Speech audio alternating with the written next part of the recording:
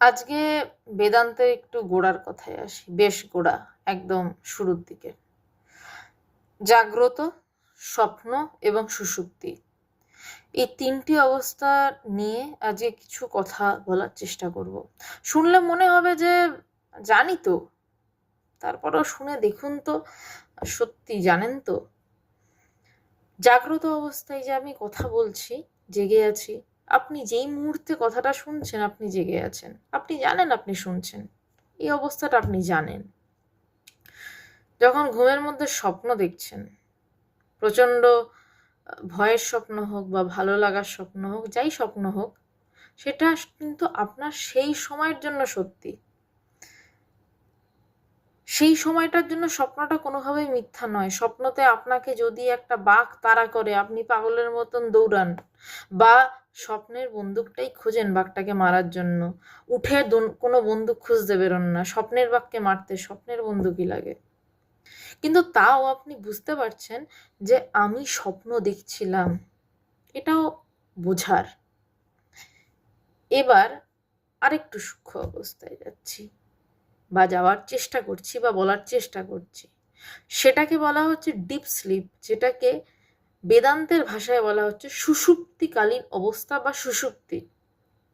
যেখানে আপনি কোনো স্বপ্ন দেখছেন না, আপনি জাগ্রতও নেই, কিন্তু আপনি এতটাই গভীর ঘুমে অচেতন যে আপনি বলছেন যে উঠে, কি দারুণ ঘুমালাম, দুর্দান্ত ঘুমিয়েছি, কোনো হুঁশ ছিল না। এই কথাগুলো আমরা বলে থাকি মাঝে মধ্যেই, কোনো হুঁশ ছিল না, আজকে দারুণ ঘুমিয়েছি। সেই সময় একটু মনে করে দেখুন তো, আপনি কি ছেলের নামে সেটুকু জানতেন? আপনি কোথায় ঘুমিয়ে পড়েছেন তাও কি জানতেন? ঘুমানোর সময় সেই সুষুপ্তিকালীন অবস্থায় যে সময়টা ঘুমিয়ে আছেন, আপনি ছেলে না মেয়ে এই প্রথম লিঙ্গভেদটা তো জানতেন না। আপনার নাম কি, হ্যান কি, ত্যান কি, সেটা তো আর অনেক বেশি। আই এম সরি, বারবার চশমাটা একটু লুজ হয়ে গেছে, পড়ে যাচ্ছে, তাই হাত দিতে হচ্ছে। এটা নিয়ে প্লিজ আবার কেউ কিছু কমেন্ট করবেন না, প্লিজ বলাটা আমার কথা নয়, করবেন না। তো যাই হোক, তো সেই সময়টায় আপনি কি কোনোভাবে কিছুই বুঝতে পারছেন না যে কোথায় শুয়ে আছেন, কি শুধু এটুকু ঘুম থেকে উঠে বলতে পারছেন। ঘুমের মধ্যেও কিন্তু আপনি বুঝতে পারছেন না যে আপনি দারুণ ঘুমাচ্ছেন। ঘুম থেকে উঠে বলতে পারছেন, আজকে দারুণ ঘুমিয়েছি, আমাকে তুলে নিয়ে কেউ ফেলে দিলেও বুঝতে পারতাম না। তার মানে সেইখানে আপনার কোনো স্বপ্ন ছিল না, সেই ঘুমটার মধ্যে আপনার এই জাগ্রত অবস্থাটাও ছিল না। আমি রিপিট করলাম কথাটা। তাহলে কে আপনাকে বলল ঘুম থেকে উঠে যে আপনি দারুণ ঘুমিয়েছেন? এই অবস্থাটার কথা ভেবেছেন কখনো? একেই বলছে সুষুপ্তি অবস্থা। এবং এই যে আপনি জানলেন যে আমি ঘুম থেকে উঠে জানলেন যে আমি জানি না যে তখন কি হয়েছে, কিন্তু আমি এটুকু জানি আমি দারুণ ঘুমিয়েছি। এই কথাটা কোথা থেকে এলো? বা আরো সূক্ষ্মভাবে বললে, এই যে আপনারা না জানা যে আমি কোথায় ছিলাম, কোথায় ঘুমিয়েছি, আমি কিছুই জানি না, এই না জানাটা কে জানান দিল আপনাকে? তার মানে কেউ একজন রয়েছে যে জাগ্রত অবস্থাতেও আপনার সাথে রয়েছে, যে স্বপ্ন যখন দেখছেন তখনও সে বলছে আমি দেখছি। আর যখন একদম ঘুমে অচেতন অবস্থা, যেখানে আপনার যেই অহংকার দিয়ে আপনি আমি নারী, আমি পুরুষ এই সব বলেন, সেটাও যেখানে নেই, সেখানেও তিনি রয়েছেন দ্রষ্টা রূপে। এই হচ্ছে সুষুপ্তিকালীন অবস্থা। কিন্তু জাগ্রত অবস্থা এবং স্বপ্নের অবস্থার সাথে একটা মিল আছে। জাগ্রত অবস্থায় একটা চঞ্চলতা রয়েছে, কথাবার্তা বলা রয়েছে, স্বপ্নেও কথাবার্তা বলা আছে। স্বপ্নে যদি আপনি দেখলেন, ঠাকুর খুব সুন্দর বলেছিলেন যে এক চাষার কয়েক ছেলে মারা গেছে, সরি, এক চাষার স্বপ্ন দেখছে যে সে রাজা হয়েছে এবং তার প্রচুর রাজ্য, 7 ছেলে। আর সে ঘুম থেকে উঠে দেখছে তার এক ছেলে মারা গেছে। তো চাষা কাঁদছে না, চুপচাপ বসে রয়েছে। তো সবাই তাকে বলছে যে তুমি কাঁদছো না কেন, তুমি বসে আছো কেন এরম ভাবে, তোমার ছেলে মারা গেছে। বলছে বুঝতে পারছি না, কালকে রাত্রে স্বপ্ন দেখেছিলাম আমি রাজা হয়েছি, আমার 7 ছেলে হয়েছে, আমি ওই 7 ছেলের জন্য আনন্দ করবো না এক ছেলে যে মারা গেছে তার জন্য দুঃখ করবো, বুঝতে পারছি না। মানে স্বপ্নের সময়টা কিন্তু আপনার কাছে ভীষণ সত্য, আপনার আপনার কাছে এটার মতন সত্য আর কিছু নেই। আপনি স্বপ্ন দেখে মাঝে মধ্যে ভয় কেঁপে ওঠেন, কেঁপে বুক ধড়ফড় করে। তাহলে সেইটা কিন্তু সেই সময়ের জন্য সত্য। সুতরাং জাগ্রত এবং স্বপ্ন অবস্থাটাকে তো তাও ধরা গেল। তাহলে সুষুপ্তিতে কি ঘটছে? সুষুপ্তিটা প্রকাশ করছে আপনার এক প্রকার অজ্ঞানতা, কিন্তু এই অজ্ঞানতাটা জাগ্রতকালীন এবং স্বপ্নকালীন অজ্ঞানতার সাথে এক নয়। এই অজ্ঞানতাটা একটু ভিন্ন।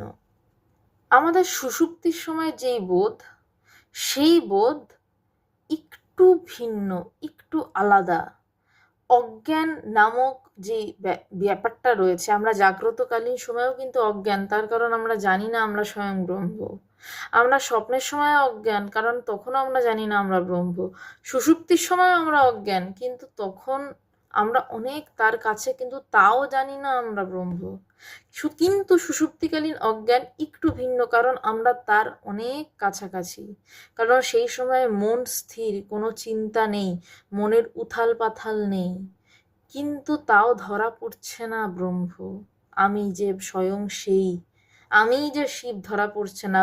তাই জন্য সুষুপ্তিকালীন অবস্থায় গেলেও জ্ঞান লাভ হচ্ছে না, সুষুপ্তিতে গিয়ে আবার ফিরে আসতে হচ্ছে, আবার মন নিয়ে ফিরে আসতে হচ্ছে। আর জ্ঞান লাভে মন আর নিয়ে ফেরার দরকার হয় না, মনের নাশ হয়ে যায়। সুতরাং সুষুপ্তিকালীন যে অজ্ঞান, তা জাগ্রত এবং স্বপ্নকালীন অজ্ঞানের তুলনায় অবশ্যই ভিন্ন। কিন্তু জাগ্রত, স্বপ্ন, সুষুপ্তি 3 অবস্থাতেই অজ্ঞান বিদ্যমান। সেই কারণে একটু জটিল তত্ত্ব হয়ে গেল আজকে। বেদান্ত যদি সত্যি জানতে চান, সত্যি যদি জ্ঞান লাভ করতে চান, বেদান্তের বিষয় মানে শুধুমাত্র বুদ্ধিবৃত্তির কসরত নয়। ভগবানের ভাষায়, যদি বুদ্ধিবৃত্তির কসরত না করে সত্যি জ্ঞান লাভের দিকে এগিয়ে যেতে চান, তাহলে এই বিষয়গুলো একটু জানতে তো হবেই, না হলে রাস্তা নেই। তবে অনলাইনে জেনে বিশাল কিছু লাভ হবে না। ফোন নাম্বার দেওয়া আছে, মেল আইডি দেওয়া আছে, যোগাযোগ করতে পারেন, কথা বলতে পারেন।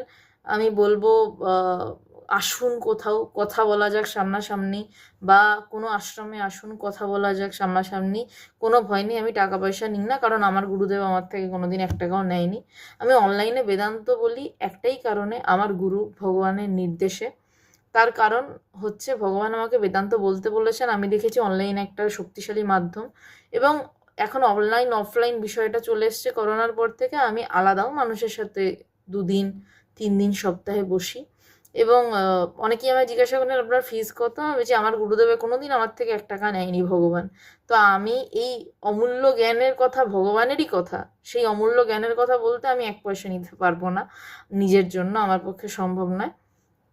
তো একটু যারা জ্ঞান লাভ করতে চান, যারা একটু গভীরে যেতে চান, শুধু বুদ্ধিবৃত্তির কসরতে যদি বেদান্তকে আটকে রাখতে না চান, খুব বোকা হবেন যদি শুধু বুদ্ধিবৃত্তির কসরতে বেদান্তকে আটকে রাখতে চান। যে আচ্ছা আমি বুঝে গেলাম জাগ্রত, স্বপ্ন, সুষুপ্তিতে একই অজ্ঞান, সুষুপ্তির অজ্ঞানটা একটু ভিন্ন, বাহ এই তো বুঝে গেলাম। না, এটাকে অনুভব করতে হবে। বেদান্তের মূল বিষয় অনুভব, একে অনুভব করতে হবে। এই অনুভব করাটা তো আপনারা শুনলেন, কিন্তু এটার জন্য সাধনার প্রয়োজন। অনলাইনে আধ্যাত্মিকতা হয় না, কিন্তু ঠিক আছে, অনেক বাজে সময় তো আমরা কাটাই অনলাইনে, তার থেকে বরঞ্চ একটু ভালো কথা শুনে কাটুক। আর যার মনে হবে যে সত্যিই জানতে চান, কমেন্ট সেকশানে একদম প্রথমে আমার মেল আইডি এবং official international Vedanta society Kolkata female উইংসের অফিসিয়াল নম্বর দেওয়া রয়েছে। আপনারা ফোন করুন, আপনারা জিজ্ঞাসা করুন, ইচ্ছা হলে আসুন, সামনাসামনি কথা বলুন, কিন্তু বিষয়টা লাভ করতে চেষ্টা করুন। ব্রহ্মজ্ঞান লাভ করা যায় তার চেষ্টা করুন। আমি আজকে একদম বেদান্তের গোড়ার কথা দিয়ে শুরু করলাম। ধীরে ধীরে যদি ভগবান কৃপা করেন এগোবার চেষ্টা করব। নমস্কার।